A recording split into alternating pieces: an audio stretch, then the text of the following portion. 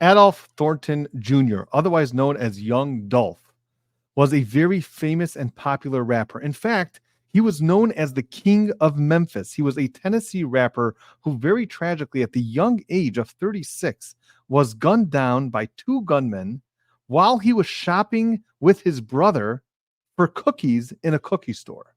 Now, one of the defendants in this case, who the prosecution and the state believes carried out this murder, was a defendant by the name of Justin Johnson. Justin Johnson, who also goes by Straight Drop or Drop, was also an up and coming rapper. He wasn't as famous as Young Dolph, but he was starting to get a little bit more famous out there. He was becoming a little bit more of an established rapper, and maybe he was going to eventually have a career in rapping, but not yet at the stage of Young Dolph. And he is being charged with first degree murder. And this is the trial that's going on right now. Now, there's another gunman who's also being charged, whose name is Cornelius Smith. Now, we're going to be jumping into more of the details in 1 minute. But first, I thought as a tribute to Young Dolph to quote one of the lyrics in one of his albums, which is called In Charlotte. And this is taken out from one of his lyrics, and this should be a tribute for Young Dolph. Just cause my money keep running like Forrest Gump, I got people who hate me like I'm Donald Trump. So some depth there, perhaps prophetic words. And now let's move on to the actual trial that's going on. So the opening statements we have by the prosecution, and this is how the story unfolds. In November 17th, 2021 at 12:21 p.m., this is broad daylight, Young Dolph walks into Makeda's Cookies, and he walks in with his brother, Marcus Thornton. Now, how do we know it's them? Well, he has a Corvette, and that Corvette has a specific wrap. Everybody knows that that is Young Dolph's car. So he walks in with Marcus Thornton, and then a Mercedes pulls up behind them a minute or two later, and then this is what happens.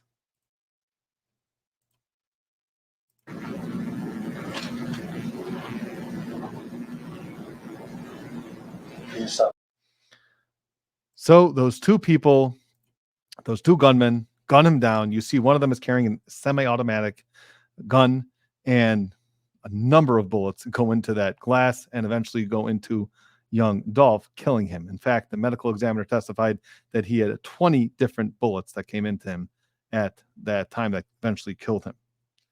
And according to the prosecution, Cornelius Smith was the one who actually had the semi-automatic gun, and the person who came later was Justin Johnson, who is the defendant in this case, and he was the one with the handgun who also shot into that store, killing Young Dolph.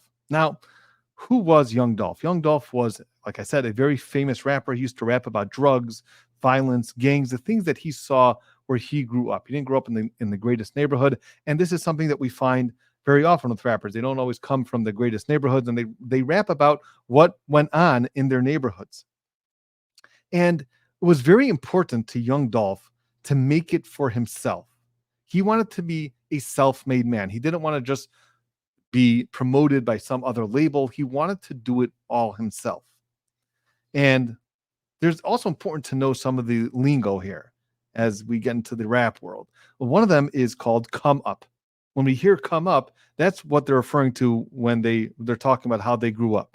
When they grew up, they call it we came up. This is how we come up. All right. Well, anyway, while he was growing up, he was rapped about that, and he also was very important to him to make it on his own. He didn't come from the greatest background, but he really wanted to make it on his own, and therefore he created his own record label. One of the ways to make it in rap is to get signed by other record labels who promote you, and they get a cut, obviously, of whatever thing, all the profit that you bring in. But he wanted to create his own record label, so he did, and he called it Paper Route Empire. Now, Paper Route is like, person has a side job, a paper route, and he called it a Paper Route Empire. And in that label, he's able to promote other rappers. Now, paper is also slang for money. So again, Paper Route Empire, the way to get money. It's an interesting way of referring to his label. Well, there was another label who was in fierce competition with Young Dolph's label, and that label was called CMG, which at the time was called Cocaine Music Group. At this point, it seems to have changed to Collective Music Group. But at that point, it was called Cocaine Music Group. And CMG actually wanted Young Dolph, to sign with them. They recognized his talent and they really wanted to be part of his growth and obviously get part of the proceeds or profits that he's able to bring in. Well, Young Dolph turned it down because, as we said, it was very important for him to make it on his own, and he did make it on his own. Now, there is something called diss tracks. Okay. Now, in the rap world, you don't just rap generally about what's going on and how much money you have and violence and police and guns and drugs and smoking and things like that. That you do find in a lot of different rap videos. But there's also a rap lyrics. There's also sometimes when rappers feel that they have to put down another rapper or another group or another record label. So sometimes this happens and they take to rap to air out their frustrations with these other rappers or these other groups. And these are known as diss tracks. So if you're not familiar with this whole world of rap, this is one of the things, diss tracks. And he put out some diss tracks directed at CMG, this other record label who was trying to actually sign him, but he wasn't interested. And we're going to see that there was some violence, some threats made against him from CMG, and therefore he did not obviously take too kindly to that, and therefore he put out some diss tracks dissing CMG and also a fellow named Big Jook. Big Jook actually also lost his life. So Big Jook is no longer alive, but Big Jook was one of the big people up at CMG. I believe he was the number 2 person at CMG. I think his brother maybe was Yo Gotti. So he was very high up in the CMG, and these are some of the diss tracks that Young Dolph directed towards these people. So they obviously did not take too kindly to that. So there seems to be some sort of war, and of course there's gang involvement with both of these rap groups. And he wrote some songs about them called Bulletproof and 100 Rounds. Those were some of the diss tracks that he put out against CMG. Now, his brother, Marcus Thornton, who actually went into the store with him, the cookie store with him, also sometimes acted as security for him. He worked security with him. Now, where did this white Mercedes come from? As we mentioned, this white Mercedes was following Young Dolph. They eventually pulled up to that store and those two guys jumped out. Where did this white Mercedes come from? Well, this white Mercedes was actually stolen and then traded for 10 hours before the shooting. So the gunman didn't want to be tracked to their vehicle, obviously. So they got some sort of trade with this white Mercedes, so it can't be tracked to them. So this white Mercedes was actually stolen and then traded to them. Now, as we're going to hear from the testimony, and this is what the prosecution wants to make about this, makes a big deal about this, that for Justin and Cornelius, for Justin Johnson and the defendant, and Cornelius, this was just business. This wasn't, they didn't have any beef directly with Young Dolph. They did this for business purposes. Cornelius needed the money, and Justin wanted to get in with CMG. Now, where does this come from? Well, it happens to be that Cornelius he was doing some street drugs, ecstasy and Percocet, and he's also doing oxycodone, and he buys them from a person called Quet, who's what they also refer to as an old head. This is also, again, slang for an older guy who's been in the criminal world for a little while. And that's who he gets this from. And that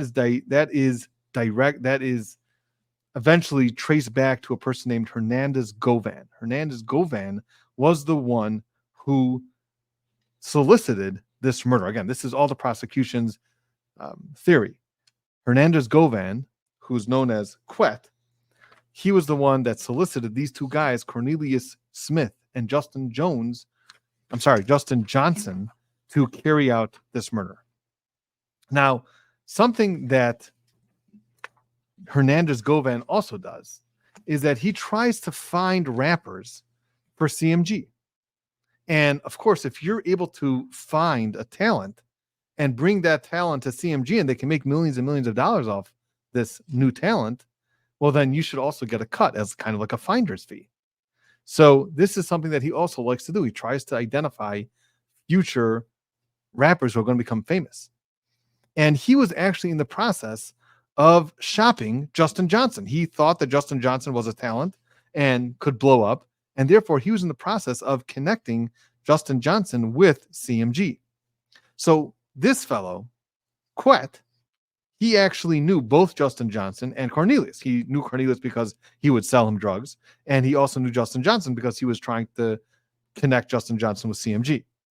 Now, CMG, their number 2 guy, like we said, was a guy named Big Jook. Big Jook put out a hit on Dolph.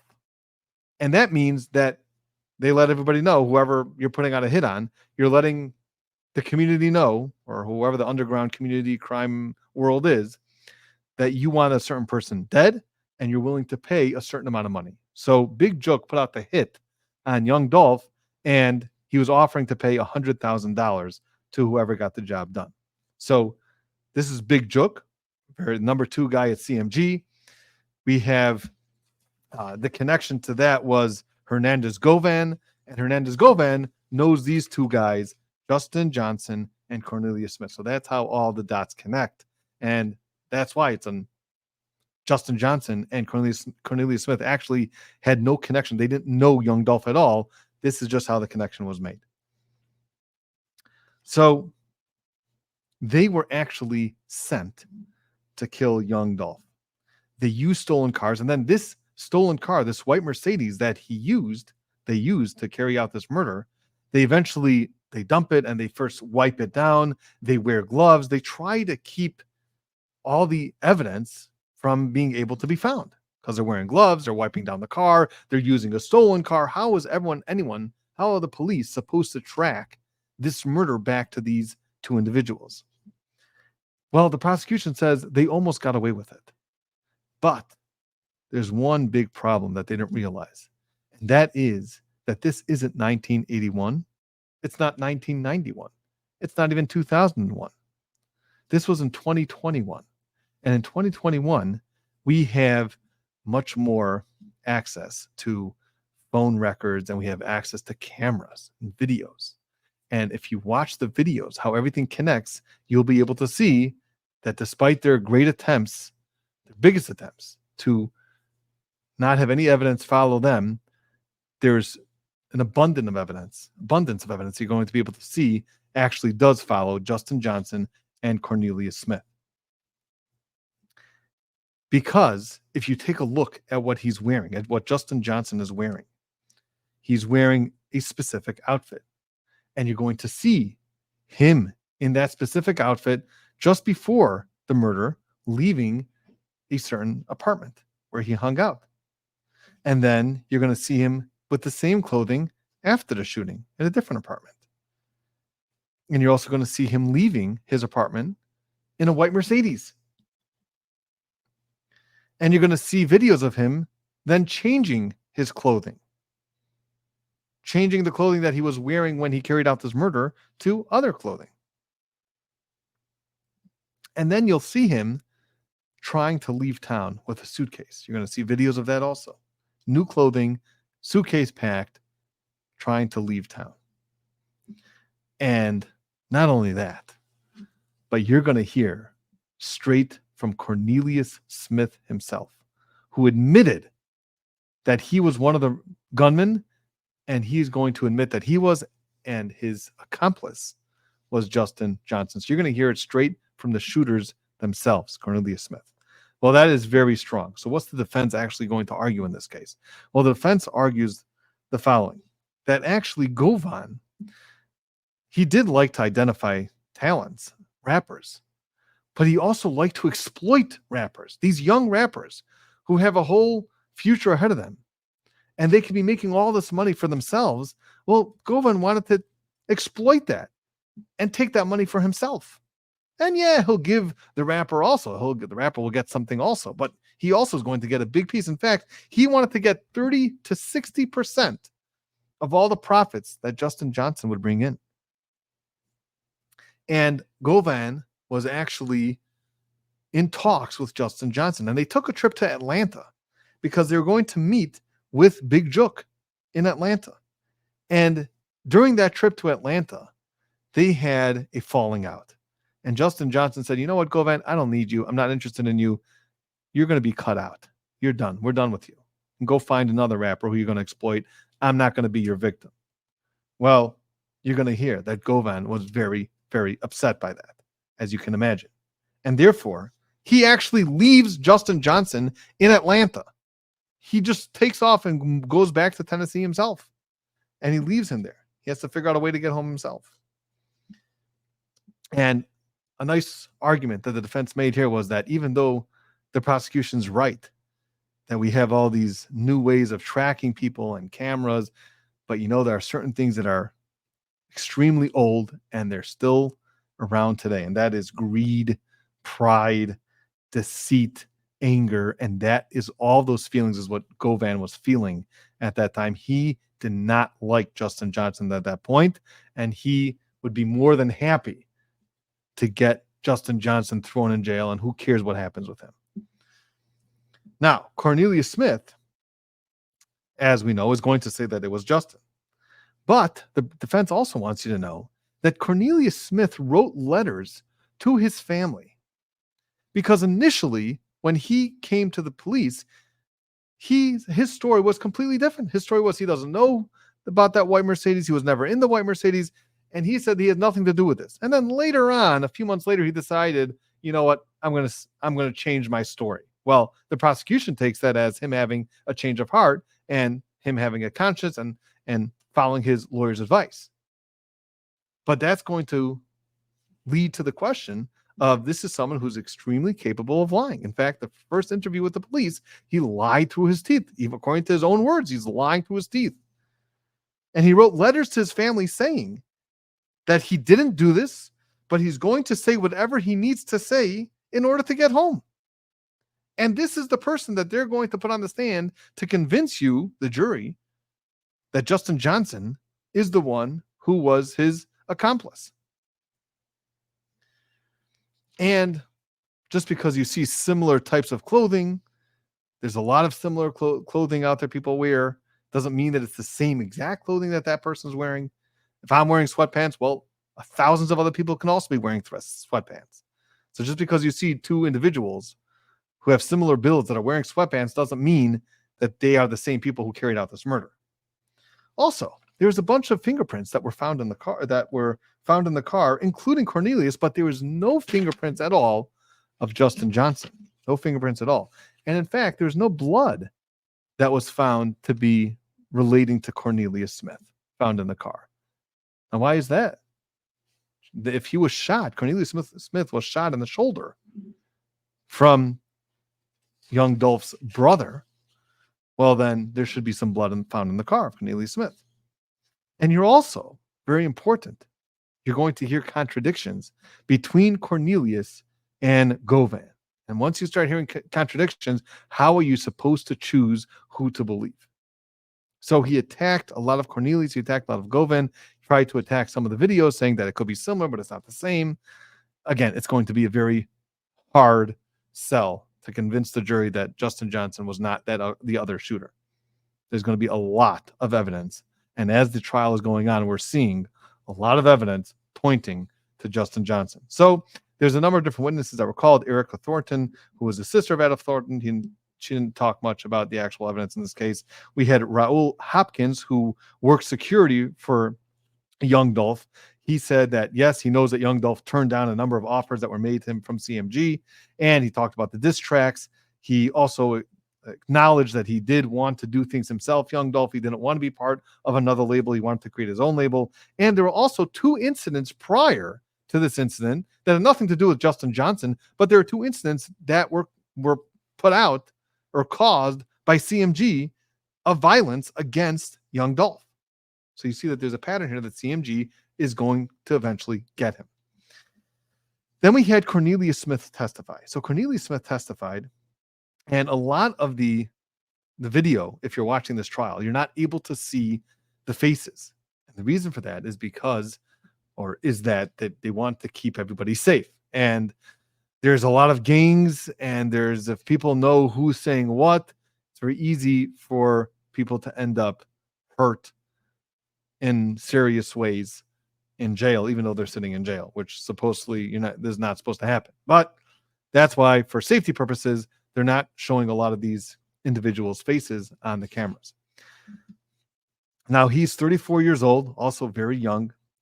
He lost his son in 2020, and when he was 9 years old. So Cornelius Smith has a family, he had some children, and one of his children died when he was 9 years old.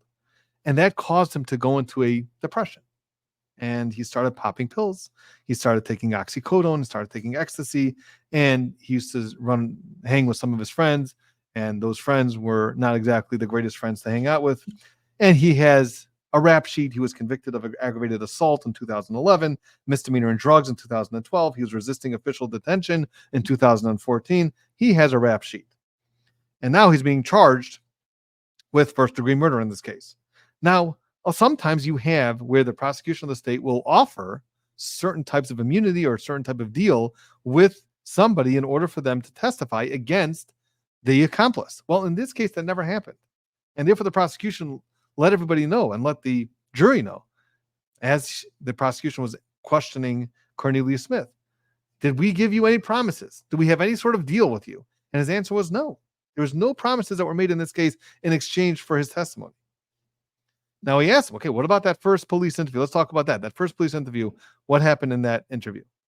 And he said, well, I lied. I lied through my teeth. I lied at every way that I could. And then he said, then what happened was that he received a kite from Justin Johnson. He received some sort of note from Justin Johnson. And then because he received that note, he all of a sudden had a change of heart, and he decided that he's going to tell the truth. So Cornelius Smith receives this kite. It's called a kite. Received this note from Justin Johnson. And all of a sudden he decides, you know what? I'm going to just spill the beans and tell the truth. And you know what else? Because he has a conscience. He said, I have a conscience too. Just because I murder people for money and I needed the money, I still have a conscience too. And therefore I want to tell the truth. And he says, okay, what's the truth? The truth is that he did meet Justin through Govan, and he used to buy ecstasy pills from Govan, and Big Jook did put out the hit on Young Dolph, and he wanted to get that money. Now, interestingly, what was happening with this is that since Govan was the one who let Justin Johnson and Cornelius Smith know about this hit, well, he also gets a piece. You see, Govan always inserts himself into these type of deals so that he can get a piece, right? He wants to introduce the artist. He can get a piece. He's the middleman. Here, there's a hit job. He wants to get a piece since he's connecting Justin Johnson and Cornelius Smith with the ability to get this $100,000 if they carry out this hit job.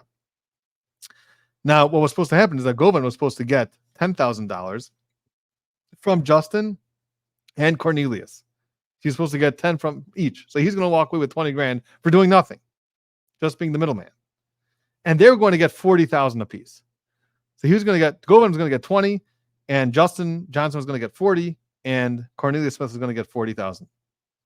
Then he goes through a lot of the videos. He identifies Justin in the videos that we saw on this channel, but there's more videos that he identifies Justin in. And then he also testifies that he did get shot in the shoulder and the leg. And he's basically saying that he never met Dolph before. This is all about the money. And he did wipe the car down to clean up all their fingerprints or anything that they left in the car. And at some point, Jamarcus Johnson has Justin's phone. And we're going to hear a little bit more about that a little bit later.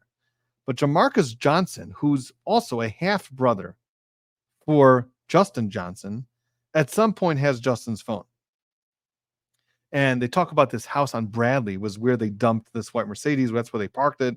And that's where they try to clean it up. And it just happens to be that same house on Bradley also appears in one of Justin Johnson's music videos. So again, we're seeing a lot of connections between Justin Johnson, this white Mercedes, that house, going through the apartments, changing his clothing. And they showed all these videos. And it's really not looking good for Justin Johnson. So the defense tried to get some points here. The defense tried to point out that you got $50,000 that was paid to you by CMG in order to pay for your attorneys. So you did get money. Why didn't it? Does that not bother your conscience? You only have a conscience when it comes to telling the truth and sending your friend to prison, but your own conscience that you're going to get $50,000 for carrying out this hit and murdering somebody. You have no problem doing that. And that's how you can pay your lawyers. You have no problem with that. So he made some points about that. And again, he brought up the fact that he sent these letters to his family saying that he was going to say whatever he needs to in order to get free. So it didn't look so great in that way. And there are certain facts that he didn't say before in some of his interviews that he brought out today. So, for example, he didn't say that he wiped down the car until today. And he also told the police that he was bleeding very bad. And somehow none of that blood got on the car. Okay. Then, so Cornelius Smith, he did his job. He testified. He said, look, it was absolutely Justin Johnson. There's nothing to talk about here. And yeah, the defense did get a few points, but nothing that really completely destroyed his testimony. And his testimony is pretty strong. And again, this is also all corroborating with all the other evidence that the prosecution is showing to the jury that all the dots connect. So, you may not like Cornelius Smith, but he is saying something that makes sense with everything else. Then we have the medical examiner, Dr. Scantleberry, and she went through, obviously, some of the graphic parts of this trial and that he was shot 20 times, which is extremely tragic. But, of course, this was a homicide that was ruled that way, and the cause of death was all these bullets that he got shot with. We had some more testimony. And Jamarcus Johnson was some interesting testimony. There was a detective today who testified for a long time, which is nothing too earth-shattering, just going through some of the scenes, going through some of the evidence that they recovered in the shell casings and going through the videos and pointing out the people like we've seen already before. So nothing too earth-shattering about his testimony. But what was interesting is Jamarcus Johnson testified. And he was the half-brother. And for some reason,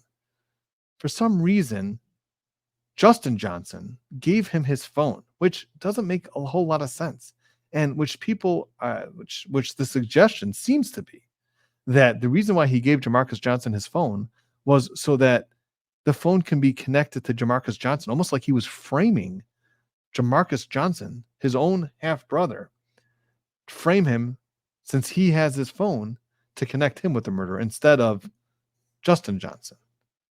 And that testimony definitely did come out today. And he also got some text messages from what seemed to be Cornelius Smith asking Justin Johnson, where's the money? And one of the parts about this is that actually Cornelius Smith didn't really get more than $800 before he was arrested. So he didn't even get the money that he was promised if he would carry out this shooting, this murder. And part of the excuse was that it's too hot right now. That Big Joke said it's too hot right now. I can't give you the money. And therefore, he only got a few $100s. Eventually, like we said, once he was arrested, now he needs attorneys. So all of a sudden, they're paying for his attorneys. Well, Jamarcus Johnson, also an interesting fact, is that he pled guilty already. He pled guilty for accessory after the fact because he actually helped Justin Johnson change his clothing and hide his clothing, and he also helped him contact Cornelius Smith. So he was charged with accessory after the fact, and he pled to that, and in exchange for that, he had to testify about what happened, which includes that Justin Johnson gave him his phone. So that is so far what's going on in this trial.